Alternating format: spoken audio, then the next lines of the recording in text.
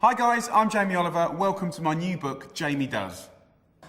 Jamie Does, the book and the programme, is basically, I don't know, a sort of expression of optimism, really. The inspiration for it, I was going down on a train about 100 miles away from London, cattle class, and my train bill was about 80 quid. And at the same time, I was looking at a paper with a return flight to Marrakesh for 70 quid.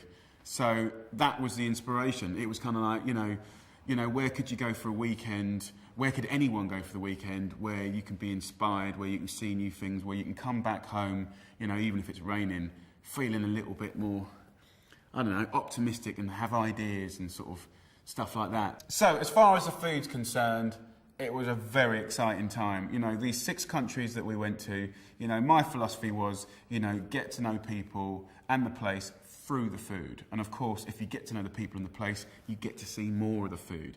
You know, a lot of it's very achievable, very easy, and I really sort of honed in on stuff that would be relevant to people back home, stuff you could buy in good supermarkets and stuff like that. But, you know, so my strategy really was to, like, you know, if you took Greece, it would be like, you know, I went and worked in the best kebab shop, but not the dodgy kebabs, but the best kebabs. We made Greek salad the proper, authentic way.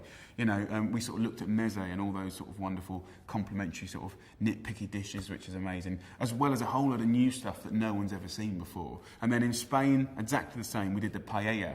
I've called it paella for years. Paella. You know, so I mean that's a massive chapter because of all the tapas. Literally, I think there's like 30 odd recipes just in that one chapter. And then Venice, of course, famous for the Bellini, the carpaccio of beef, the risotto. So I went and worked with the world's best risotto maker, as you do. Got a few tips from the main man.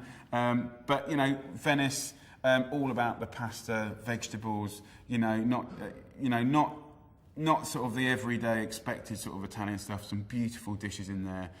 Being in the north, it was more about sort of polenta and cheese and butter. Really good comfort food.